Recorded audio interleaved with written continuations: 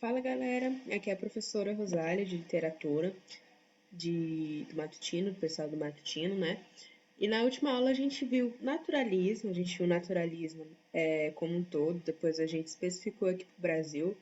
A gente viu o grande escritor Aloysio Azevedo, nós vimos uma obra que vai cair na segunda etapa do PAS, né? Que é sempre bom a gente saber, porque pode cair no vestibular também, que é o Bom Crioulo, do Alfonso Pena, certo?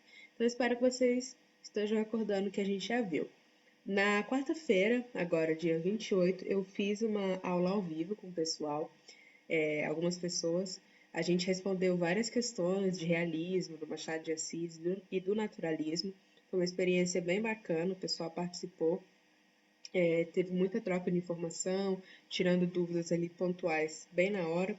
Então, provavelmente, eu devo continuar nesse mesmo esquema, de responder questionários com vocês, mas mesmo assim colocando algumas coisinhas para vocês fazerem lá no Moodle, ok? Inclusive, todo esse material que eu sempre disponibilizo, mando no grupo do WhatsApp e tá lá no Moodle. Os livros que eu recomendo também estão sempre baixados e estão lá no Moodle, ok?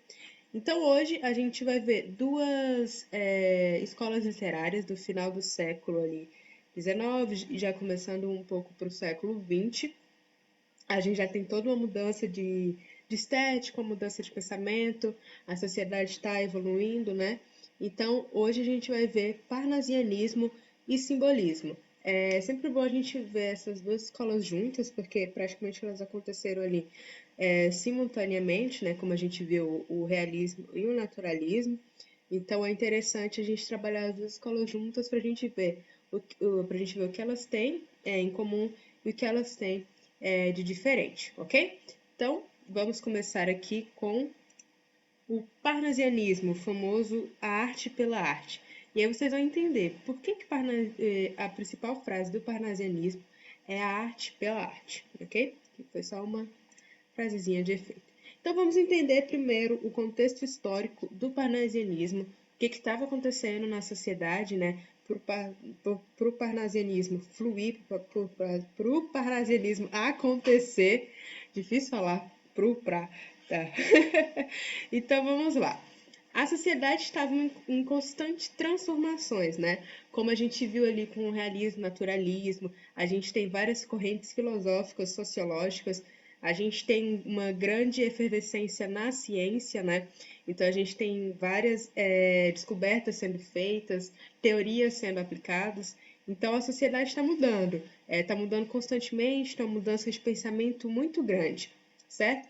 E essas transformações na sociedade, elas foram retratadas na prosa, como a gente viu ali no realismo, aquele materialismo do homem, o mecanicismo no naturalismo, né? A animalização do homem. Mas o que aconteceu com a poesia? O que a poesia retratava nesse momento, certo? Enquanto o realismo e o naturalismo estavam retratando a sociedade da forma mais crua e nua possível, o que a poesia estava fazendo? O que os versos e as estrofes estavam fazendo para a literatura e posteriormente para a sociedade, né? O que acontece? Quando a gente teve o romantismo, né, que a gente viu ali Álvaro de Azevedo, Casimiro de Abreu, a gente viu que os poetas românticos, né, o romantismo na poesia, era uma poesia muito sentimentalista, com vários exageros, né, com muita pessoalidade do autor dentro da obra, certo? E o que os românticos fizeram? Eles abandonaram um pouco a estética, ou seja, a forma do poema, métrica, rima certinha, rima rica, rima preciosa, e queriam mesmo colocar dentro dos seus poemas muito mais sentimento do que qualquer outra coisa, certo? E o que acontece? Com esse abandono da forma, a gente tem uma poesia feita de outra forma, certo? De outra maneira. E aí, a gente já tem algumas pessoas fazendo uma reação antirromântica, ou seja, umas pessoas que não concordavam com esse movimento da poesia, de ser uma poesia totalmente sentimental, e uma poesia que não se importasse com a forma. Quando eu falo a forma, eu estou falando a estrutura da poesia, a estrutura como um todo. Porque esses antirromânticos, eles pensavam assim: Bom, você faz uma poesia cheia de poema, cheia de lirismo, cheia de sentimentalismo, mas a sua forma não é boa, a sua estética não é boa, certo? E aí eles criticavam muito os românticos por essa questão da falta de cuidado com a forma, que eles achavam muito, muito, muito importante para a construção de um poema ou de uma poesia, ok? E aí a gente tem um livro que foi publicado que chama O Parnaso Contemporâneo. O Parnaso Contemporâneo foi publicado e aí, ele foi publicado em 1886, esse movimento todo do que vai vir a ser o parnasianismo começa lá na França, e aí eles publicam o Parnaso contemporâneo, que são poemas mais objetivos, não tem mais aquela tanta subjetividade que a gente via no romantismo. A gente agora é muito mais objetivo e tem todo um cuidado com a forma, com a estética do meu poema. E o que é o Parnaso? O Parnaso é uma montanha da Grécia, que chama Parnaso, que lá era considerado a morada de Apolo, o deus Apolo, né, que é o deus da música. E também o Apolo tem as 9 musas, né? As musas que inspiram os poetas a escreverem as suas poesias, que são as musas inspiradoras das artes. Então aqui a gente já vê que o parnasianismo ele vai voltar com aquela questão que a gente tinha deixado de lado lá no arcadismo, que é a questão de você recordar a antiguidade clássica. A gente vai voltar na Grécia, vai voltar com o nome que faz referência à Grécia, vai voltar com o deus grego, que é o deus da arte, né? Com as musas inspiradoras. Então, aquela questão da antiguidade clássica que o arcadismo trabalhou, depois o romantismo deixou de lado o realismo, naturalismo, o parnasianismo ele vem trazendo de volta, ok? E aí a gente tem um cara chamado Théophile Gautier, ele é francês, e ele foi o líder dessa reação antirromântica, ou seja, o líder que falou, não, a gente agora tem que fazer uma poesia que tem forma, que tem estética, ok? E aí ele diz uma frase bem interessante que ele fala assim, a arte não existe para a humanidade, para a sociedade ou para a moral, mas para si mesma. Então, ele praticamente diz que a arte é pela arte. A arte ela não serve como escape para a humanidade, como uma forma de retratar a sociedade, ou então para a gente tratar com moral e com bons costumes, não. A arte existe por ela mesma, certo? A arte existe para poder representar a si mesma. Então, quando a gente fala arte pela arte, dentro do parnasianismo, a arte servindo a própria arte, não servindo a mais ninguém. Aí a gente entra na questão também da forma, certo? A forma da arte, a forma do poema, a estética que eu uso dentro do poema. Então, quando lembrar em parnasianismo, sempre lembra a arte pela arte, a arte servindo a si mesma, ok? E qual era o projeto literário do parnasianismo? Uma das principais características era devolver a beleza formal à poesia. Aquilo que tinha ficado lá atrás, no romantismo, que foi tirado, eles querem devolver a beleza formal. Quando a gente fala de devolver a beleza formal, é realmente de fazer aqueles poemas que são milimetricamente escritos, que tenha rimas ricas, que a gente fala, as rimas preciosas, ou seja, palavras de palavras morfologicamente diferentes que ainda assim rimam, certo? Eles queriam eliminar o excesso sentimentalista, tirar todo aquele sentimento carregado do romantismo, todo aquele pessimismo, toda aquela subjetividade. Não, vamos tirar muito disso e colocar mais forma, mais estética dentro do parnasianismo. Gente, acho que apagou aí, mas ainda está continuando, ok? Então vamos continuar. E eles queriam produzir o belo, não o belo a partir do sentimento ou da interpretação que você pode ter a partir da leitura de um poema, mas o belo a partir da forma e da estética pela qual o poema foi escrito, ok? Então, quando pensar em parnasianismo, vocês pensem muito em estética, muito em forma, certo? Muito em regras para escrever um poema, porque os parnasianos eles usavam muito dessas questões, ok? E a circulação dos poemas dos parnasianos, elas também eram feitas em jornais, né? Como a gente viu no romantismo, a questão do folhetim, como a gente viu no realismo, naturalismo, que os escritores também usavam do jornal para poder fazer a propaganda dos seus livros, né? A gente viu a Luísa de Azevedo colocando aquele trechinho, né? Do advogado, que era a principal personagem do livro dele. Então, os livros, os poemas dos parnasianos também circulavam pelos jornais. O jornal era o maior meio de comunicação que rodava a maioria da sociedade, certo? Então, era uma forma da literatura se fazer presente para as pessoas. Mas, além da circulação pelos jornais, os poemas parnasianos, eles eram muito, muito, muito populares. Então, eles acabavam ficando na memória das pessoas. E a maioria das pessoas decoravam os versos. Tem até uma coisa que o pessoal fala, que quando o Olavo Bilac estava passeando por algumas ruas do Rio de Janeiro, as pessoas viam que era o escritor, né? Olavo Bilac, o maior escritor parnasiano brasileiro, elas começavam a declamar versos que ele escrevia. Por quê? Porque ele é um cara super famoso, que as pessoas conheciam muito dos seus versos, que realmente gostavam do que ele escrevia, certo? E aí acabava decorando, porque assim, eram versos fáceis de decorar, não era uma leitura que exigia tanta interpretação, sabe?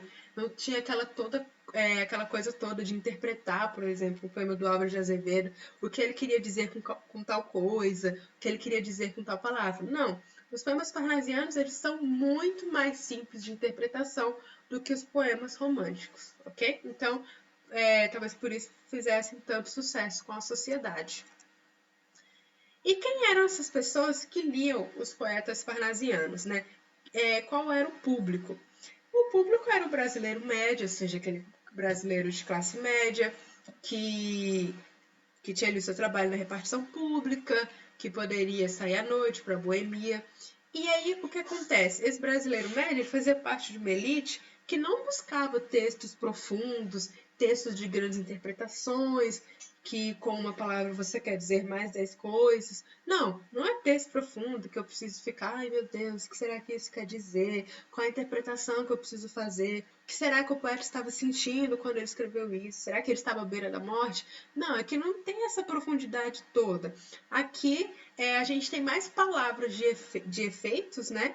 A gente tem uma rima muito trabalhada e um ritmo muito cadente dentro dos poemas. Ou seja, é muito mais interessante você olhar para a forma do poema do que realmente para o que está escrito. Então é muito mais legal você perceber a rima dentro do poema, o ritmo, as palavras de efeitos que ele usa, do que você tentar buscar uma interpretação para aquilo que você está lendo. É por isso que a gente fala, o parnasianismo é muito mais a forma, a estrutura que o poeta monta do que realmente aquilo que ele estava escrevendo, sobre o que ele estava escrevendo. Então, agora vamos para as principais características do parnasianismo, certo? Os parnasianos, eles optam por uma poesia um pouco mais descritiva. Eles descrevem muitas coisas. Alguns poetas descrevem, por exemplo, os vasos chineses, as estrelas, fazem comparações de sonhos com pombas, certo? Então, tem muito descritivismo, mas não descritivismo como a gente viu no romantismo, que descreve as mulheres como seres de outro mundo, seres inalcançáveis. Não. Uma grande preocupação com a técnica, então a gente vai ter muita preocupação com o ritmo, com a rima que eu estou usando. Nossa, tem que fazer aqui uma rima preciosa, uma rima rica, tem que fazer aqui uma coisa que a pessoa veja, uma palavra de efeito, que ela ache legal, que ela decore, entendeu? Uma impessoalidade muito grande, o poeta não vai se colocar dentro do poema.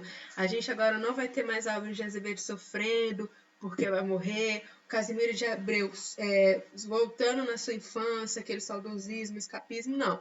Agora não tem mais nada disso. Eu sou impessoal com o que eu escrevo. Eu não me coloco tanto dentro do meu poema, certo?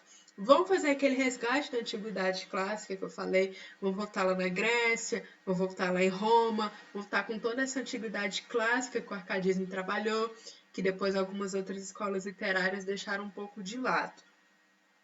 Eles vão buscar muito a palavra exata, que a gente chama de preciosismo, tentar procurar palavras que exalem preciosidade, essas rimas extremamente ricas. Então, é uma preocupação muito, muito grande com a forma, né? Uma coisa que foi deixada pelos românticos de lado. Agora eles tentam resgatar toda essa preocupação.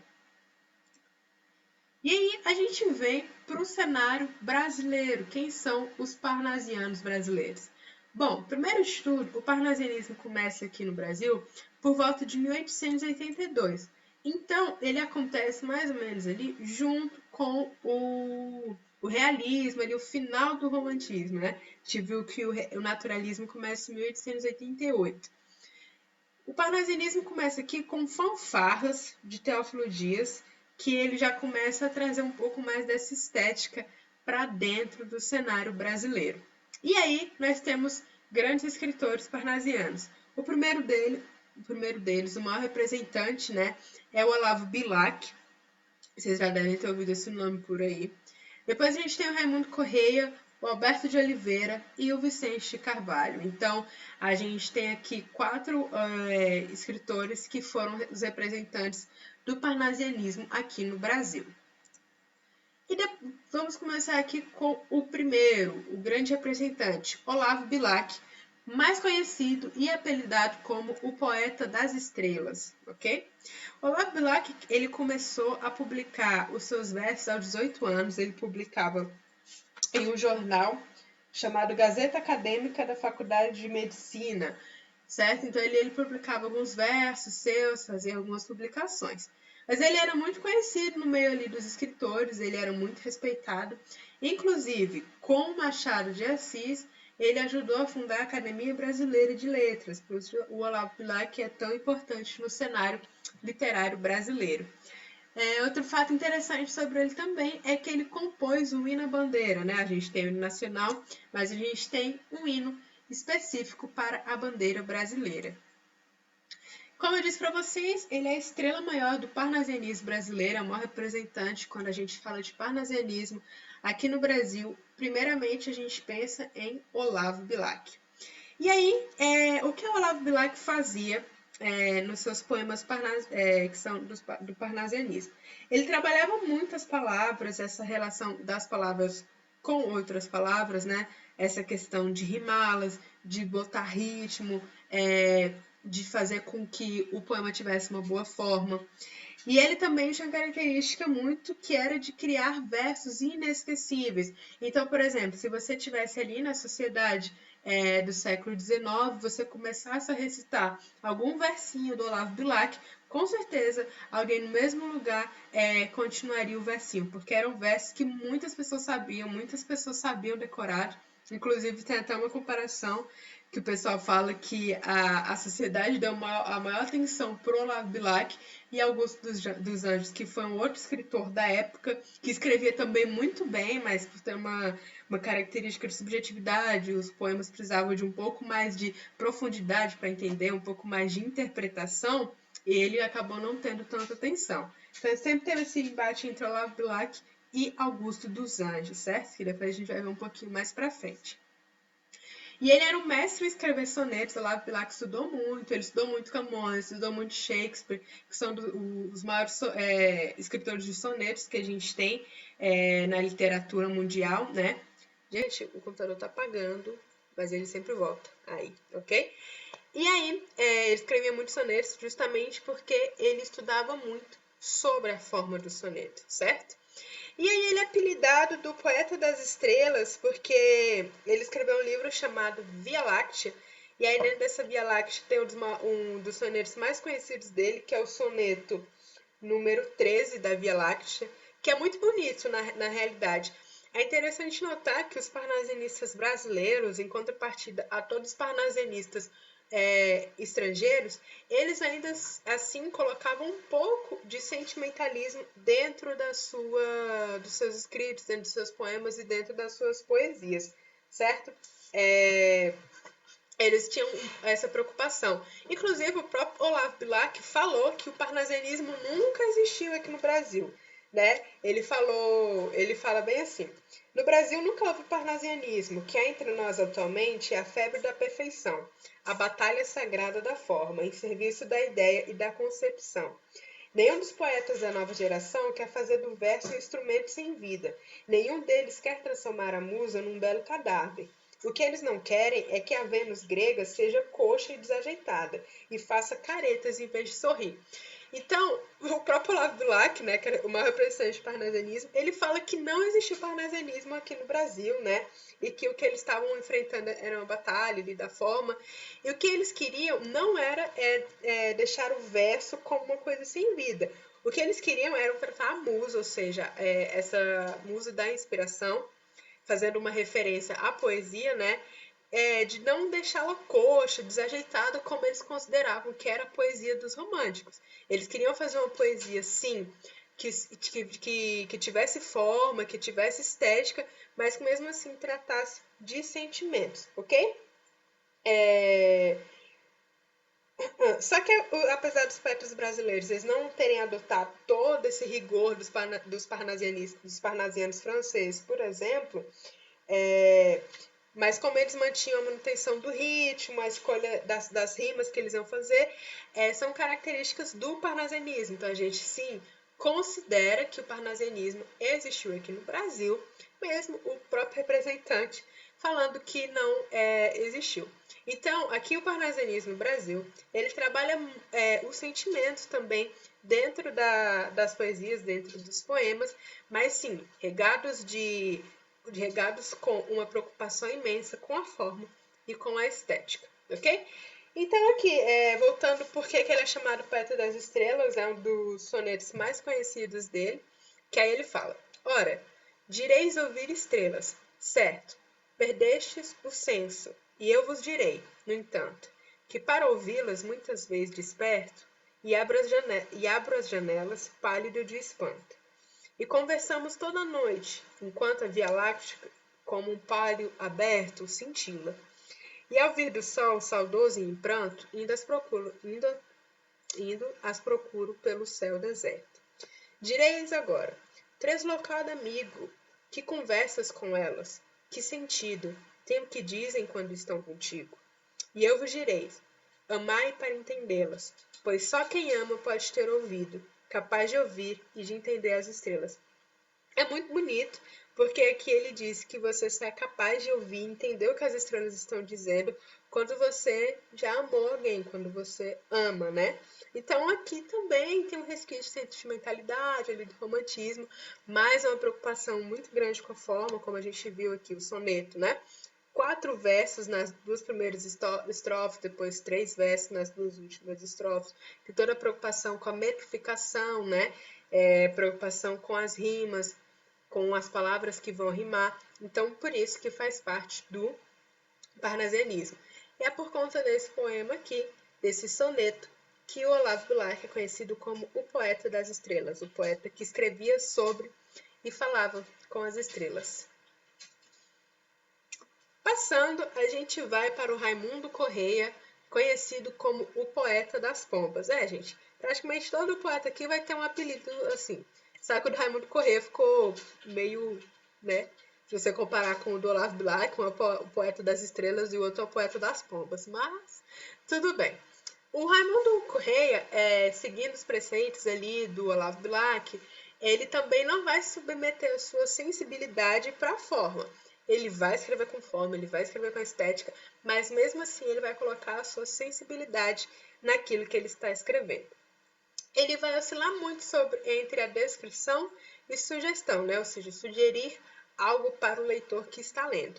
Ele tinha uma capacidade muito grande de pintar a natureza dentro dos seus poemas em tons fortes, ou seja, com a descrição que ele fazia, com o uso das palavras, a gente consegue imaginar uma natureza assim, com cores vibrantes, um verde muito verde, um azul muito azul, ok? E ele também retrata muitas imagens de força poética, são imagens assim bem fortes. Raimundo Correia, o poeta das pombas. Por que ele é o poeta das pombas? Porque o principal poema dele chama-se As Pombas. E dentro desse poema ele faz a comparação entre os sonhos e as pombas, né?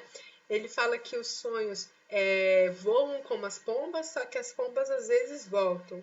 E os sonhos, uma vez que a gente sonha, depois que a gente não consegue mais lembrar, eles nunca mais. Galera, voltando aqui, a gente vai ver agora o Alberto de Oliveira, também foi um dos representantes do parnasianismo brasileiro. Ele era chamado pelo Olavo Bilac de o chefe, né? Ele é considerado o chefe ali dos 4 escritores parnasianos brasileiros. E o Alberto de Oliveira, ele se dedicou inteiramente ao culto da forma, ou seja, desses escritores, ele foi assim, o que mais se dedicou realmente a escrever de uma maneira que o povo falasse assim, pô, essa forma aqui tá certinha, essa estética aqui tá ótima. Então, o Alberto de Oliveira, o que ele fazia? Ele se dedicava muito mais à forma, sobre o tema que ele escrevia, né? Então a gente vai ter poema dele sobre vasos, sobre objetos, entendeu? Porque ele achava muito mais importante a forma do que o conteúdo, ok? Ele era mestre na arte de compor retratos, quadros e cenas dentro dos seus poemas e das suas poesias, e ele trabalhava a perfeição da forma, ou seja, a forma realmente perfeita, milimetricamente ali calculada e escrita, e da descrição, ou seja, uma descrição trabalhadamente perfeita. Isso aqui a gente vai ver nesse poeminha dele aqui chamado Vaso Chinês. Esse aqui é o Alberto, o bigodão dele. E aí, o vaso chinês, ele está descrevendo com perfeição um vaso chinês, realmente, né? Como eu disse para vocês, ele se importava muito com a forma, então o conteúdo que ele estava escrevendo não era tão mais importante do que a estética. Então ele fala: estranho mimo aquele vaso. Vi-o casualmente uma vez de um perfumado, contador sobre um marmor luzidio, entre o leque e o começo de um bordado. Fino artista chinês, enamorado, nele pusera o coração doentio, em rubras flores de um sutil lavrado, na tinta ardente de um calor sombrio. Gente, vocês conseguem perceber, tipo, essa cadência, esse ritmo?